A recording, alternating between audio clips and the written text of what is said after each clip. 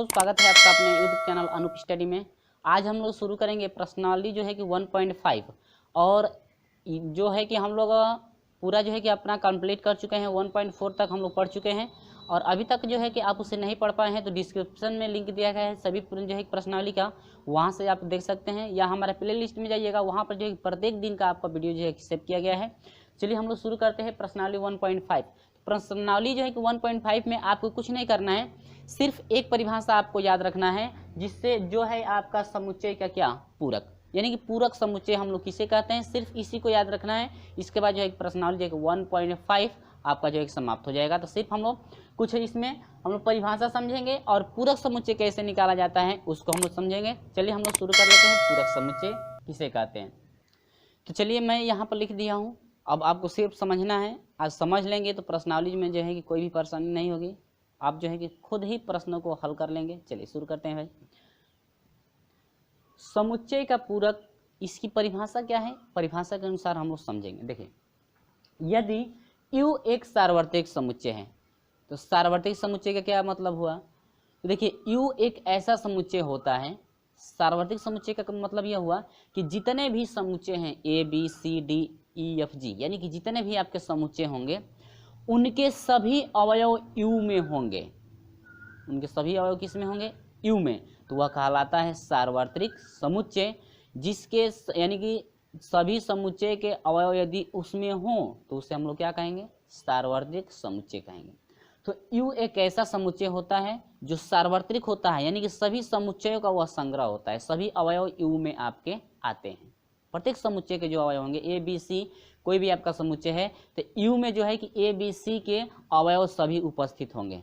ठीक है, अभी परिभाषा चलेगा तो बिल्कुल क्लियर हो जाएगा। उदाहरण भी हम लोग देखेंगे। चलिए, कहता है कि U एक सार्वत्रिक समुच्चय है जो A एक उपसमुच्चय हो, तो अब देखिए कहता है कि सार्वत्रिक समुच्चय होगा और A एक उपसमुच्चय।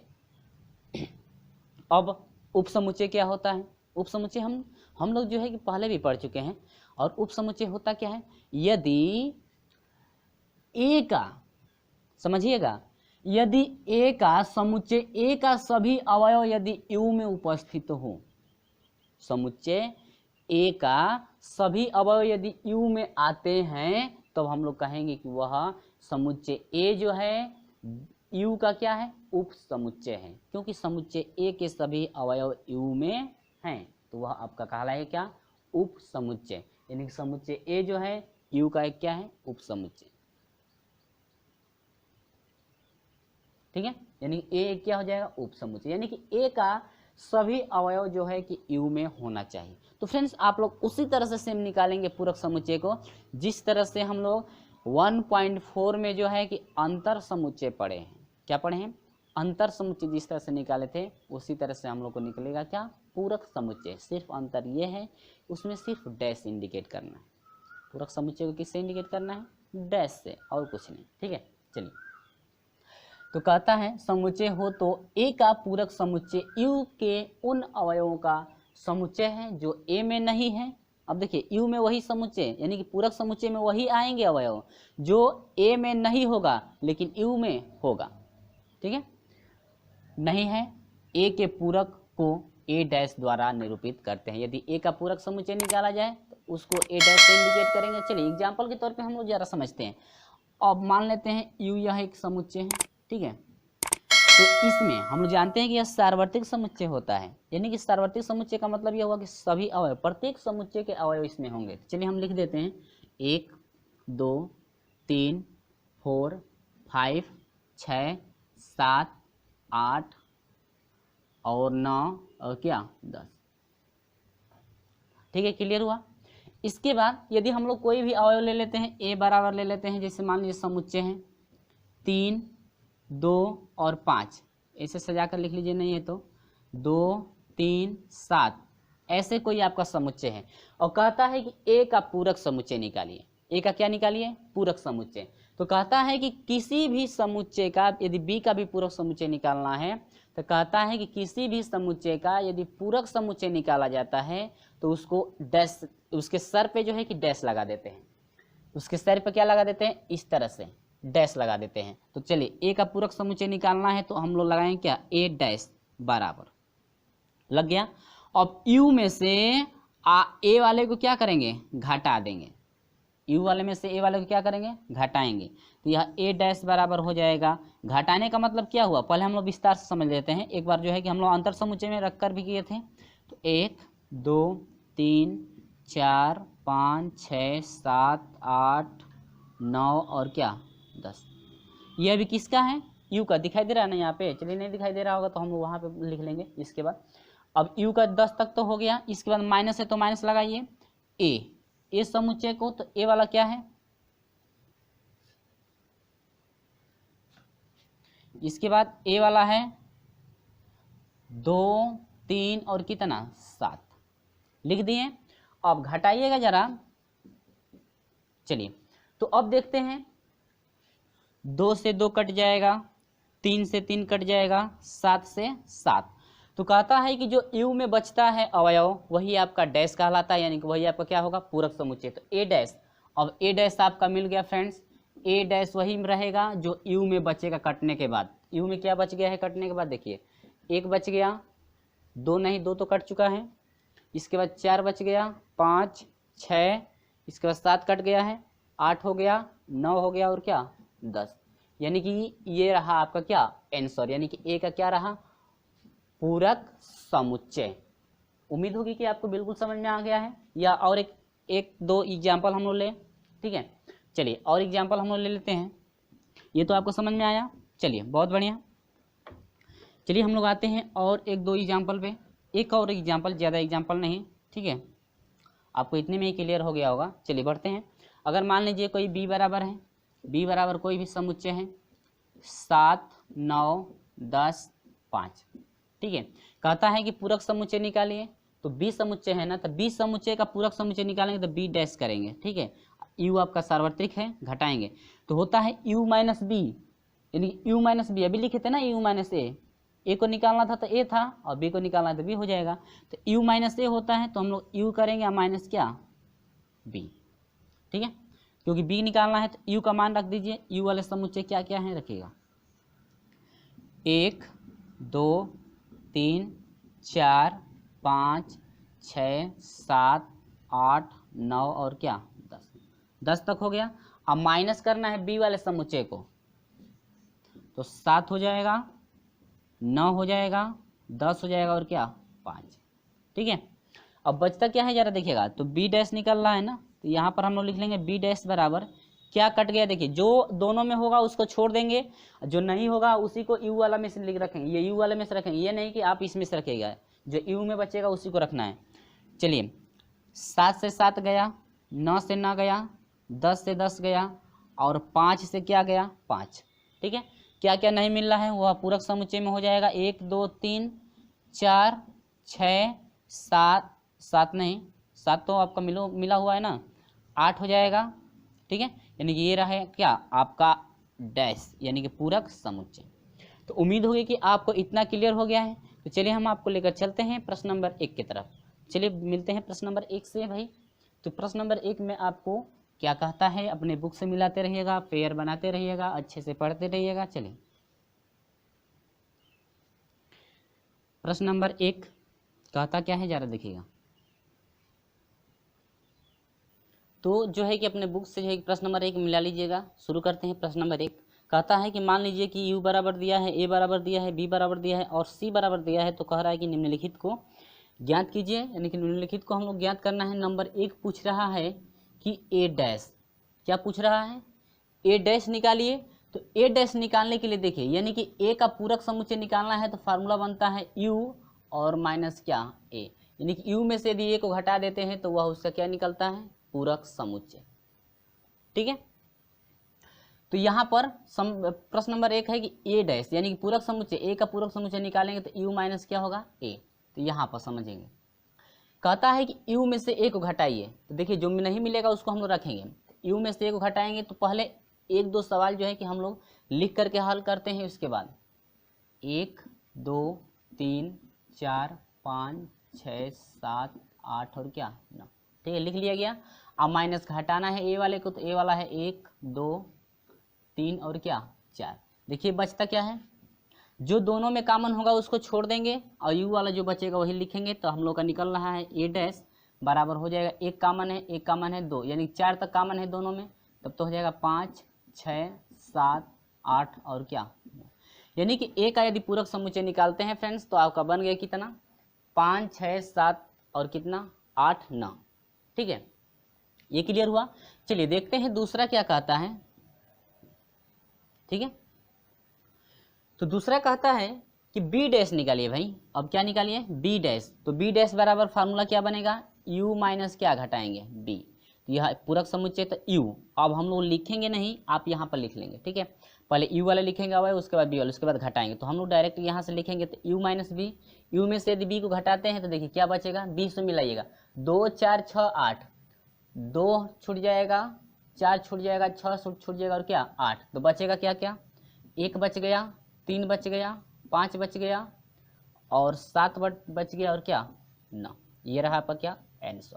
ठीक है, यहाँ पर जो है कि इस तरह से आप लिख कर के भी, यहाँ पर जो है कि लिख करके भी हम आप लोग जो है कि हल कर सकते हैं। तो चलिए अगला क्वेश्चन देखते हैं, तीसरा क्या कहता है देखिएगा। तीसरा कहता है कि ए यूनियन सी का क्या निकालिए डैश। ठीक है, ए यूनियन सी का पूरक समुच्चय निकालना है तो पहले ए यूनियन सी निकालेंगे, पहले ए यूनियन क्या निकालें सी, उसका पूरक समुच्चय निकालेंगे। तो हम लोग लिखेंगे यहाँ पर ए यूनियन सी जब निकालेंगे तो ए यूनियन सी और उसका कह रहा है कि पूरक समुच्चय निकालना है। तो देखिए ए यूनियन सी निकालेंगे तो बनेगा क्या कहते हैं ए और सी का यूनियन। तो हम लोग जो है कि विस्तार से जरा एक थो प्रश्नों को समझेंगे। चलिए ए का मान रखिए, ए का मान है 1 2 3 4।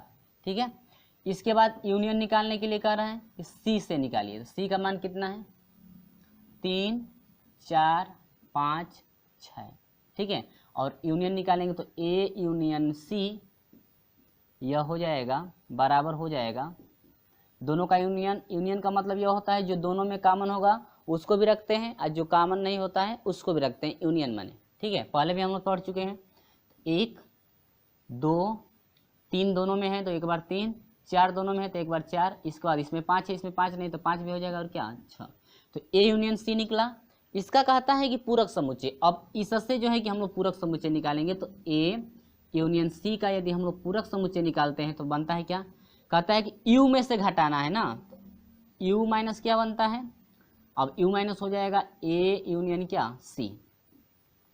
ठीक है, ए यूनियन सी घटाएंगे तो अब घटाइएगा, यू वाला पहले मान पुट कीजिएगा 1 2 3 4 5 6 7 और क्या 8, यू वाला रख दिया गया। इसके बाद माइनस ए यूनियन सी वाला रखिए 1 2 3 4 5 और क्या 6। घटाने के बाद बचता क्या है देखिएगा, तब हम लोग का निकल रहा है ए यूनियन सी का क्या डैश, यानी कि ए यूनियन सी का पूरक समुच्चय निकालेंगे तो हम लोग का मिलेगा क्या 1 2 3 4 5 6 तक तो कट जाएगा, आपका बचेगा 7 और क्या 8, यानी कि ये रहा क्या आपका आंसर। तो आपको उम्मीद होगी कि आपको समझ में आ रहा है। चलिए बढ़ते हैं जो है कि चौथे की तरफ। लेकिन ध्यान दीजिएगा यहाँ पर एक 9 छूट गया है तो आपका इसमें क्या हो जाएगा 9 भी हो जाएगा। ठीक है, यहाँ पर जो है कि यू में 9 भी है ना, 9 तक यहाँ पर है लेकिन यहाँ पर 9 छूट गया था तो आपका एक क्या हो जाएगा 9 भी हो जाएगा। चलिए बढ़ते हैं चौथे की तरफ। ठीक है, तो इतना क्लियर हुआ। चौथा भी सेम प्रोसेस वही चलेगा जिस तरह से इसको सोल्यूशन किया गया, इसका वही प्रोसेस सेम चलेगा। ठीक है, जिस तरह से 3 को किए हों वही। चलिए चौथा कहता क्या है जरा समझिएगा, कहता है कि ए यूनियन बी का डैश 4 है, ए यूनियन बी निकालना है और इसका क्या पूरक समुच्चय निकालना है। तो पहले हम लोग क्या चाहिए ए यूनियन बी चाहिए। तो देखिए ए यूनियन बी, ठीक है, तो ए और बी का मतलब यह हुआ, यानी कि ए और बी में जो कॉमन होगा उसको भी लेंगे, जो कॉमन नहीं होगा उसको भी। तो ए और बी से हम डायरेक्ट रखेंगे। ठीक है, अब आप जो है कि जिस तरह से वहाँ से सोल्यूशन किया गया रख करके वैसे हल रख करके कर सकते हैं। तो ए यूनियन बी देखिए ए और बी में मिलाइए, 1 हो जाएगा 2 3 4, इसके बाद 6 और क्या 8, यानी कि जो कॉमन हुआ ए और बी में जो कॉमन होगा उसको भी रखेंगे एक बार और जो कॉमन नहीं होगा उसको भी। ठीक है, रख दिया गया है। अब इसके बाद बढ़ते हैं, कहता है कि इसका क्या निकालिए, पूरक समुच्चय। तो अब निकालेंगे ए यूनियन बी का पूरक समुच्चय निकालते हैं।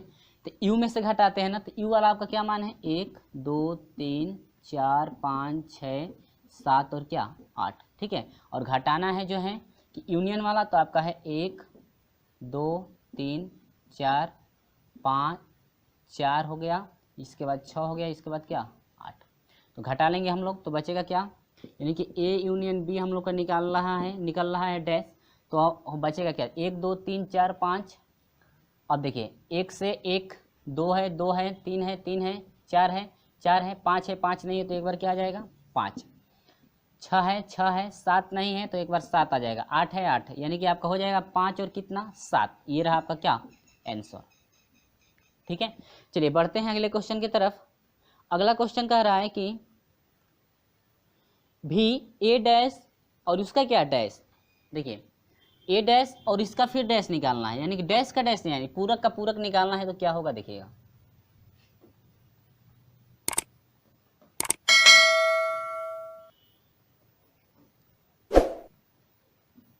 पांचवा है, कहता है कि ए डैश है, इसका क्या निकालिए डैश, जो पूरक आएगा फिर उसका क्या निकालना है, पूरक निकालना है। जब 2 बार निकाला जाता है तो ए वाला अवयव टोटल आपका फाइंड हो जाता है, ठीक है। चलिए कहता है कि ए का पहले डैश निकालिए, तो ए का पहले डैश, पहले ए का पूरक समुच्चय निकालेंगे। तो देखिए ए का पूरक समुच्चय निकालेंगे तो क्या होगा, यू माइनस ए होगा कि नहीं होगा।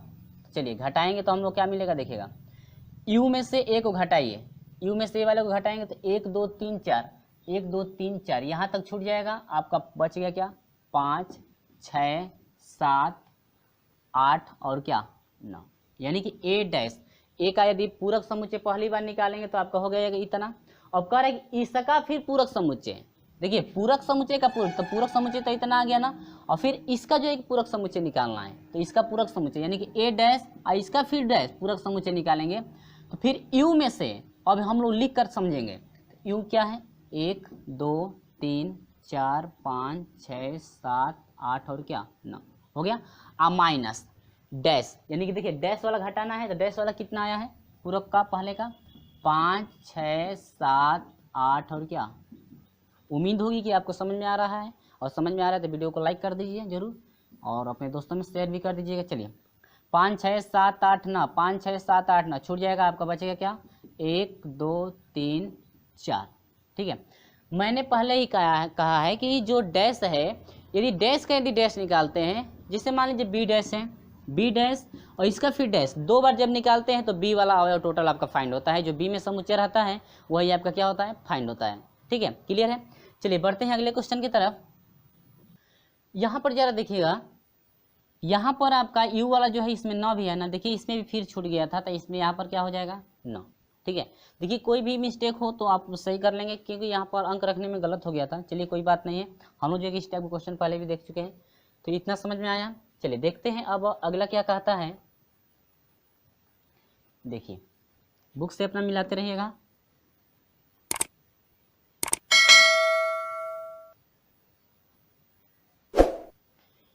चलिए अगला कहता है कि b minus c dash, b minus c का डैश, यानी कि आपका प्रश्न नंबर कौन है 6वां है।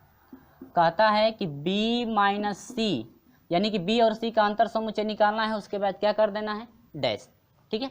तो अब देखिए b और c का पहले अंतर समुच्चय निकाल लेंगे, जितना आएगा फिर उसका क्या निकालेंगे डैश। तो चलिए b माइनस सी का यदि अंतर समुच्चय निकालते हैं तो b और c में से घटाएंगे, यानी कि b में जो अवयव बचेगा, यानी कि जो कॉमन b में अवयव, b वाला अवयव जो कॉमन नहीं होगा उसी को रखेंगे। सबसे पहले हम लोग लिख कर जरा समझते हैं, b वाला क्या है 2 4 6 और क्या 8, इसके बाद माइनस c वाला क्या है, c वाला है 3 4 5 6, ठीक है।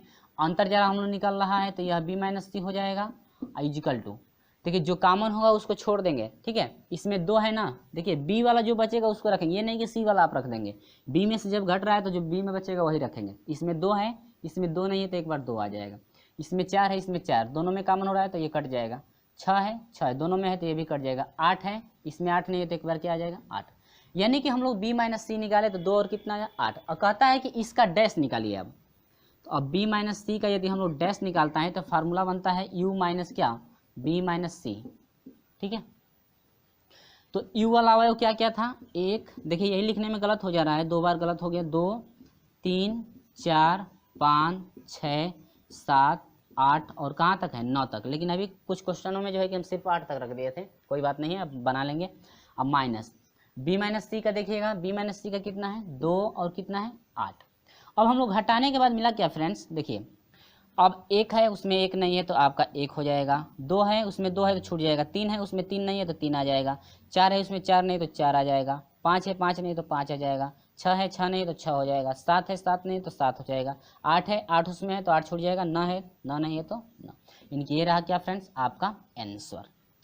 तो उम्मीद होगी कि इतना समझ में आया ना, चलिए बिल्कुल समझ में आ जाएगा, यदि आप जो है कि अभी एग्जाम्पल जो चला था उसमें आप समझ गए होंगे तो ये भी आपको समझ में आ गया है। चलिए देखते हैं प्रश्न नंबर 2। तो चलिए शुरू करते हैं प्रश्न नंबर 2। कहता है कि इफ़ यानी यदि u बराबर दिया है A B C D E F G H, तो निम्नलिखित समुच्चयों के पूरक ज्ञात कीजिए। आपको पूरक निकालना है। देखिए तो u बराबर ये मान दिया हुआ है A B C D E F G H, ठीक है। इसके बाद कहता है कि पहला आपको मान निकालना है। पहला पूछ रहा है कि a बराबर दिया है ए बी और क्या सी, कहता है कि इसका जो है कि पूरक समुच्चय निकालना है, ठीक है। तो सॉल्यूशन मैं कर रहा हूँ, ठीक है। ए डैश, तो पूरक समुच्चय निकालेंगे तो फार्मूला बनता है u माइनस क्या ए। अभी जो एक प्रश्न नंबर 1 में आपको क्लियर हो गया होगा कैसे से फाइंड कर रहे हैं। चलिए तो हम लिखेंगे नहीं, हम लोग डायरेक्ट हल करेंगे, ठीक है। चलिए आप लोग जो है कि लिख भी सकते हैं, कोई बात नहीं है, फेयर बनाएंगे तो आप लोग जो है कि विस्तार से रखेंगे कि कैसे जो है सोल्यूशन किया जाता है, हो सकता है बाद में चल के आप भूल जाएं। चलिए u माइनस ए, तो देखिए ए मिल रहा है ए छूट जाएगा, बी है इसमें बी नहीं है, बी भी है तो बी भी छूट जाएगा, सी है सी भी है तो सी छूट गया, ठीक है।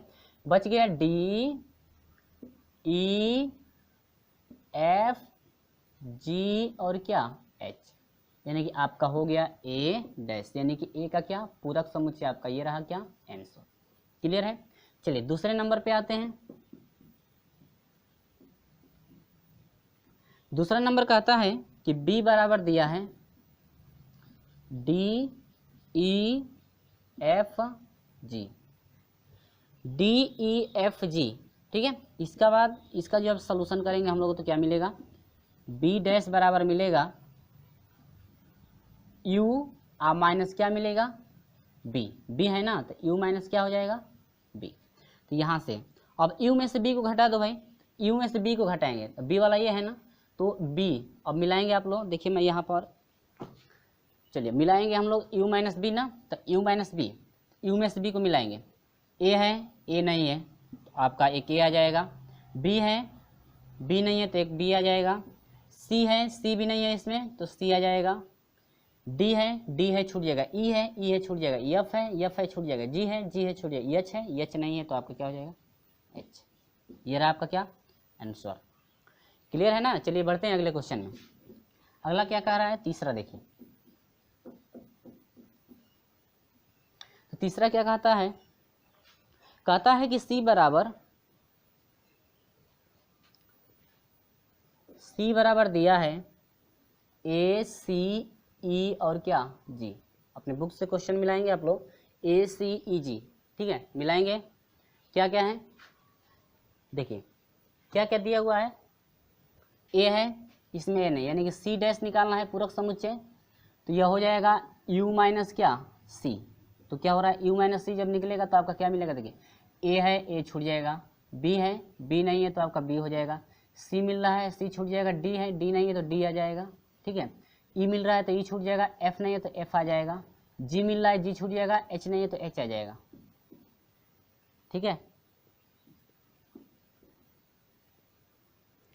इतना जब इस तरह से समझ में नहीं आएगा तो आपको जो है किसी तरह से समझ में नहीं आने वाला है, इससे आसान कोई तरीका है नहीं। चलिए बढ़ते हैं चौथे नंबर पे। डी कहता है,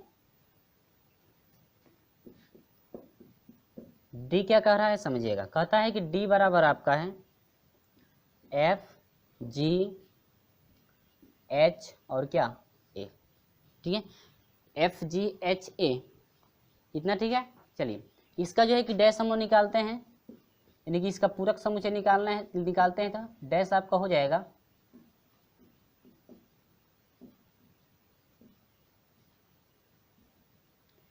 डी डैश, यानी कि डी का पूरक समुच्चय निकल रहा है ना, तो यू माइनस क्या हो जाएगा डी। चलिए यू में से डी को घटाइए, क्या मिल रहा है ए एफ जी। देखिए ए है ना, ए है छूट जाएगा, बी है बी नहीं है तो बी आ जाएगा, सी नहीं है तो सी, डी नहीं है तो डी, इसके बाद ई वी नहीं है तो ई हो जाएगा, इसके बाद एफ है एफ छूट जाएगा, जी है जी छूट जाएगा, एच है एच छूट जाएगा। ठीक है, आपका हो गया क्या, ये रहा आपका क्या आंसर। ठीक है, समझ में आ गया है। चलिए बढ़ते हैं अगले क्वेश्चन की तरफ, क्वेश्चन नंबर 3। तो क्वेश्चन नंबर 3 की तरफ हम लोग बढ़ेंगे तो क्या है समझिएगा।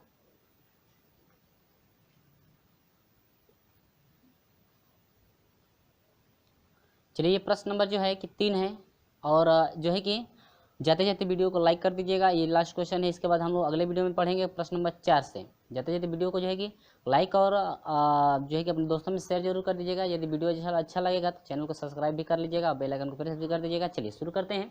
यहाँ पर मैं पहले भी लिख दिया हूँ ताकि आपको सिर्फ समझाने में जो है परेशानी ना हो, आपको सिर्फ समझना है कि क्या कह रहा है, क्या हम लोग फाइंड किए हैं। चलिए कहता है कि तीसरा, प्राकृतिक संख्याओं के समुच्चय को सार्वत्रिक समुच्चय मानते हुए निम्नलिखित समुच्चयों के पूरक समुच्चय लिखिए। कहता है कि यू जो है सार्वत्रिक समुच्चय जो होता है, यू जो है आपका सार्वत्रिक समुच्चय जो होता है, कहता है कि इसमें सिर्फ कैसी संख्याएं हैं, प्राकृतिक संख्याओं का यह क्या है समुच्चय है। ठीक है, जो 1 2 3 4 5 6 7 यानी डायरेक्ट इन्फिनिटी तक होते हैं उनकी बात हो रहा है। तब देखिए कहता है कि संख्या, पहला नंबर 1 क्या कह रहा है प्रश्न मिलाइए। कहता है कि x कोलन x एक प्राकृतिक सम संख्या है। अब देखिएगा, जब प्राकृतिक संख्याओं में से कहता है कि x कोलन x एक, अब बुक से जो है कि मिलाते रहिएगा, एक सम संख्या है। देखिए दूसरे में तो सम संख्या दे रहा है, लेकिन इसमें जो है प्राकृतिक संख्या, तो प्राकृतिक संख्याओं में से यदि सम संख्याओं को हम लोग काट दें तो सिर्फ क्या बचेगा, विषम संख्याएं बचेंगी ना। ठीक है, तो यहाँ पर लिखा गया है कि x कोलन x एक विषम संख्या है, क्योंकि सभी प्राकृतिक संख्याओं में से यदि सम संख्याओं को काट दिया जाए तो बचेगा आपका क्या, विषम संख्या। तो आंसर में हम लोग लिखेंगे x कोलन x एक विषम संख्या है। समझ में आ रहा है। चलिए मिलाते रहेंगे तो बिल्कुल समझ में आ जाएगा। दूसरा कहता है कि x कोलन x विषम संख्या है। अब देखिए प्राकृतिक संख्याओं में से यदि विषम संख्या काट दें तो क्या बचेगा, सम संख्या बचेगा ना, तो वही लिखा गया है आंसर में कि x कोलन x एक क्या है, सम संख्या। ठीक है, अब चलिए कहता है कि तीसरा, x कोलन x 3 का एक गुणज धन, 3 का एक धन गुणज है।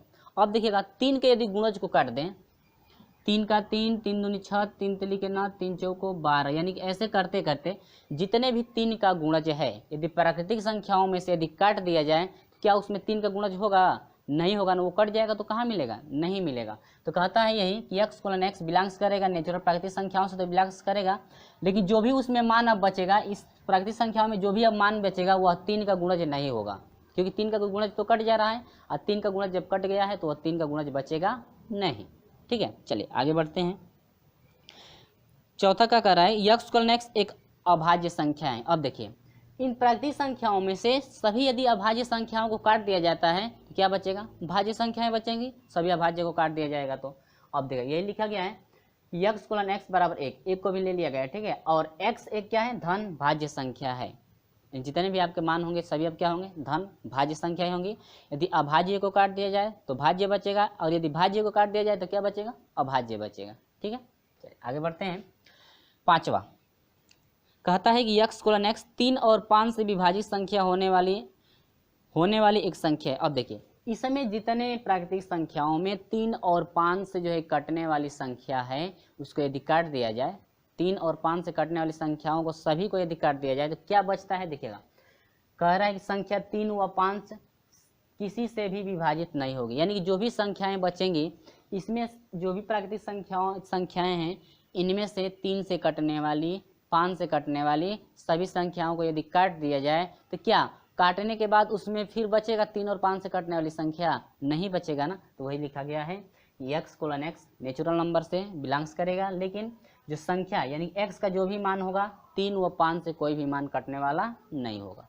ठीक है, ये आपका पूरक है, पूरक में वही सब आएंगे। अब चलिए छठवें पे देखते हैं।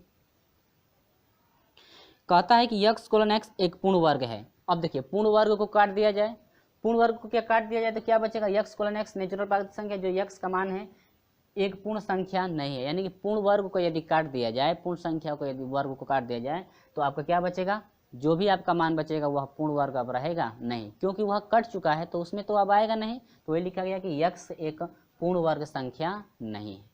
ठीक है, अब देखिए सातवां क्या कह रहा है, सातवां कह रहा है कि x कोलन x एक पूर्ण घन है। अब देखिए पूर्ण यदि घन को काट दिया जाए, पूर्ण घन को काट दिया जाए तो क्या बचेगा, और पूर्ण घन तो नहीं बचेगा ना, तो यानी कि x कोलन x एक पूर्ण घन संख्या नहीं है। यदि घनों को काट दिया जाए, जैसे एक का घन जो है कि एक का घन किया जाए, दो का घन किया जाए, ऐसे करके काट दिया जाए, तो आपका क्या, जब घन कट जा रहा है तो क्या उसमें घन बचेगा, नहीं बचेगा ना। ठीक है, यानी कि वही लिखा गया है कि x कोलन x बिलोंग्स कर रहा है नेचुरल नंबर से, तो x एक पूर्ण धन संख्या नहीं है, यानी कि x का जो भी मान होगा वह पूर्ण धन संख्या नहीं होगी। ठीक है, आगे चलिए आठवां देखते हैं। कहता है कि x कोलन x प्लस 5 बराबर कितना, 8।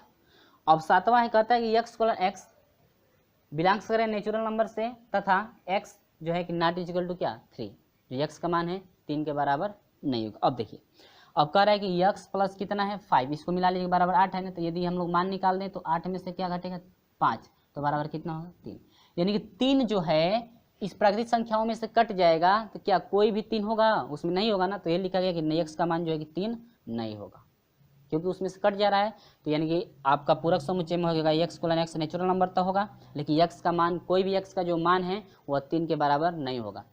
4 5 6 हो सकता है, 2 1 हो सकता है, 15 16 17 18 19 20, लेकिन 3 वह होगा नहीं, क्योंकि उसमें से 3 क्या हो जा रहा है, कट जा रहा है। ठीक है, क्लियर है ना। चलिए आगे बढ़ते हैं। कहता है कि x colon x 2x plus 5 is equal to क्या, 9। अब देखिए कहता है कि 2 यहाँ पर कहता है कि 2x प्लस दिया है 5, बुक से मिलाइएगा बराबर कितना है 9, तो 2x बराबर हम लोग का हो जाएगा 9 में से 5 घटा दीजिए 4, तो x बराबर क्या 2। ठीक है, तो क्या अब इनमें से नौवां जो क्वेश्चन कर रहा है आपसे, कह रहा है कि यदि x को दो काट दिया जाए, इन प्राकृतिक संख्याओं में से 2 काट दिया जाए, क्या कोई भी x का मान जो मिलेगा पूरक में क्या 2 के बराबर होगा, 2 में से कट गया है तो 2 नहीं ना मिलेगा। तो ये लिखा है कि x कोलन x जो नेचुरल नंबर है तथा x का मान कोई भी 2 के बराबर नहीं होगा, क्योंकि वहां से वो क्या हुआ है, कट गया है, तो जो शेष बचेगा वही आपका पूरक होगा। ठीक है, अब आगे बढ़ते हैं। बिल्कुल समझ में आ गया होगा। चलिए, और नहीं समझ में आता है तो कमेंट करके हमें जरूर बताएं, वीडियो अच्छा नहीं लगता है तो अनलाइक भी कर दीजिए। चलिए आगे बढ़ते हैं 10वें पे। कहता है कि x कोलन x, x का जो मान है 7 से बड़ा हो और 7 के क्या बराबर, यानी कि देखिए जो भी इसमें मान कर रहे हैं x का मान 7 से क्या बड़ा और 7 के क्या बराबर, यानी कि 7 से बड़ा मान होगा और 7 के क्या बराबर, यानी कि 7 से लेकर के जितने भी मान होंगे वह सभी जो है इन प्राकृतिक संख्याओं में से क्या होंगे, कट जाएंगे, तो शेष मान बचेंगे किसके, 7 से छोटे ही न बचेंगे।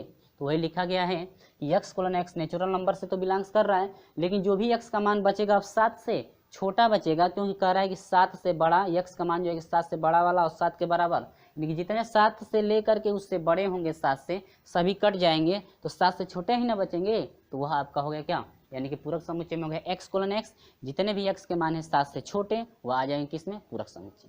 समझ में आया। चलिए अगला क्वेश्चन देखते हैं, लास्ट है x कोलन x बिलोंग्स करेगा नेचुरल नंबर से, तो कहता है कि 2x प्लस 1 ग्रेटर देन 10, यानी कि आपका कह रहा है, देखिए यहाँ पर क्या कह रहा है समझिएगा। अब देखिएगा कहता है 2x प्लस 1 ग्रेटर देन है किससे, 10 से, तो यहाँ से 2x बराबर हो ग्रेटर देन आपका हो जाएगा 9 हो जाएगा, तो x बराबर हो जाएगा 9 बटा में कितना 2, यानी कि देखिए जो भी x का मान होगा इन प्राकृतिक संख्याओं में से जितने भी 9 बटा में 2 से बड़े हैं सभी कट जाएंगे। ठीक है, x का मान जितने भी इसमें हैं प्राकृतिक संख्याओं में 9 बटा 2 से जो बड़ा रहेगा वह सभी कट जाएगा, तो क्या बचेगा, जब 9 बटा 2 से जब बड़ा होगा वह तो कट जाएगा, तो उससे छोटा ही ना बचेगा, तो x का मान जो है बचेगा 9 बटा 2 से क्या छोटा, यानी कि बड़ा जब कट जाएगा तो छोटा ही ना उससे बचेगा। तो ये रहा आपका प्रोसेस प्रश्न नंबर 3 का। तो उम्मीद होगी कि आपको बिल्कुल समझ में आ गया है, और वीडियो अच्छा लगा है तो वीडियो को एक लाइक कर जरूर कर दीजिएगा, और हमारे साथ नहीं जुड़े हैं तो चैनल को सब्सक्राइब करके जुड़ जाइएगा, और बेल आइकन को प्रेस भी कर दीजिएगा ताकि समय से आपको हमेशा नोटिफिकेशन मिलती रहे। चलिए दोस्तों मिलते हैं आपसे अगले वीडियो में, तब तक के लिए बाय बाय।